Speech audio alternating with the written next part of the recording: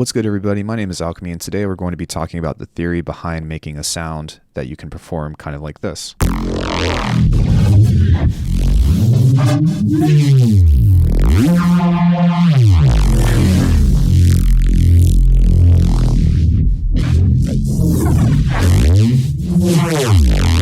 Super duper fun. Sensel sent me a morph and we were doing a live stream yesterday, and boy was it super fun. We had a few people in there and we made a cool little discovery kind of like this. Now today's video isn't necessarily going to be anything that's brand spanking new that I haven't done before, but finding a way that we can actually incorporate both a generator aspect and neural processing to a single base has kind of allowed us to create like this multitude of like just a super versatile patch. Now, the neat thing behind this is that had I not had a Sensel morph or an MPE device that's competent in the first place, because I do have a Rolly and the Rolly is great, but it's broken. So, you know, there's that. But if I didn't have access to that, I probably never would have kind of come about this of trying to combine the two together. But in essence, I have a very simple Neuro base or a very simple Reese base just with a notch, right? And so if I just kind of play it vanilla,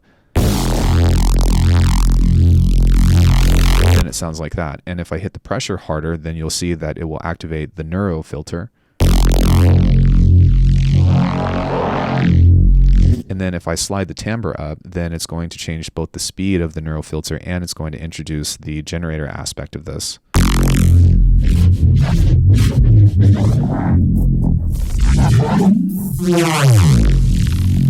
So you can kind of see that by setting these things up, like you can get an incredibly fun patch to play with and do resampling or whatever. But the thing that I really want to talk about today isn't even necessarily how to make a sound like this. I kind of want to show you how to set up a sound like this, because there's a little bit of workaround and a little bit of like outside of the box thinking that you have to do. And the reason why I'm not going to give or talk about the patch so much is because if I open this up, then there's a ton of effects to kind of go through. If you guys really want this video, then like, I don't know, give me 300 likes and then I'll put the video and the patch up. I don't know, whatever. That's not really that important. But with all of this being said, the main thing that we want to kind of keep in mind is that we're going to go outside to the modulators and stuff from Bitwig and set up the expression controls, and then we're going to set the pressure and the timbre to the respective macros. And once we kind of have that, then we can go ahead and process the sound however we want, except we're going to house the effects kind of categories in between different instances of multipass. And that's why Faceplant is so freaking powerful, is because you can do stuff like this. You can have essentially like 10 patches in one just from the ability to kind of stack multitude of effects in between each other. And then when you think about combining that with something like, you know, an MPE device, then the possibilities. I'm going to be honest, I didn't really care so much about MPE until I kind of understood like what you can actually do by having more controls. Now I just want like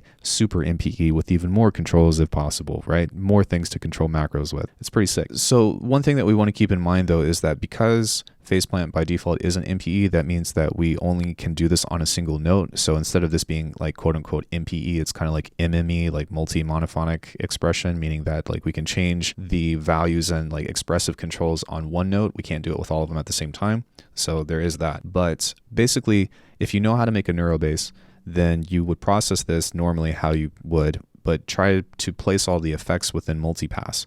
And then once you have that, then what you need to do is you need to set a master mix macro and change the mix on all of these to this master mix here. Because once you do that, then you can kind of see that right here, we have the ability to change that macro. And all we have to do is map that here. And then we can kind of start to divvy this up in the way that it needs to be. Having done that, you know, if you've got some multipass patches that have a bunch of cool little things on them, you can load up several different ones and then kind of map them to your MPE expression controls. And so the reason why I like this in particular is because if I just play this at the very bottom with very little velocity and very little pressure, it's just going to play the bass on its own.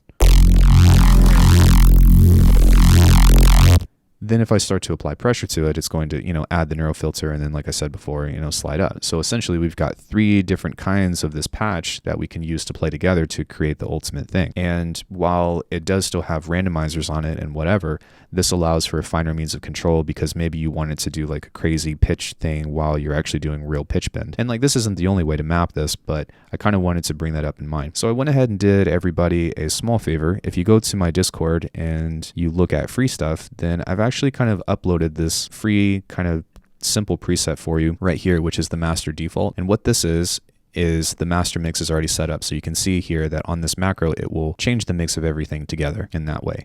And that's already up there, so go grab it. Now, the reason why I don't really want to talk about like how to like make this patch in particular is because, for one, I've got videos on this kind of stuff on an individual basis, but two, that's not really the focus of this. The focus is to kind of talk about the potential behind how much versatility you can get with something like multipass and faceplant as being combined together. And also, like, if I were to go through each and every effect and tell you what I did with each randomizer and stuff, then it would take forever. So yeah, if you guys want me to talk about this in a future video, then let me know in the comments. Get this video to 300 likes. But other than that, man, I think that this is super cool, and I think that it's a great new direction to kind of start creating presets for, and to start thinking about how to make these really cool basses that we usually spend a lot of time trying to create in the first place. So yeah, that's pretty much all I got for you guys. Thank you so much for kind of listening to the theory behind all of this, and hopefully this will catalyze your creativity in that particular way. Oh, also, I do have a review coming up for Sensel Morph pretty soon. I'm just kind of getting a little bit more time with it and getting familiar with how the device works and how to change everything within that. So kind of stay tuned for that as well. But this is a great kind of segue to show you the capabilities behind something like this. So thank you guys so much for watching this video. If you have any questions or anything, let me know in the comments, and be sure to like and subscribe the video. Much love, guys. I'll see you in the next one.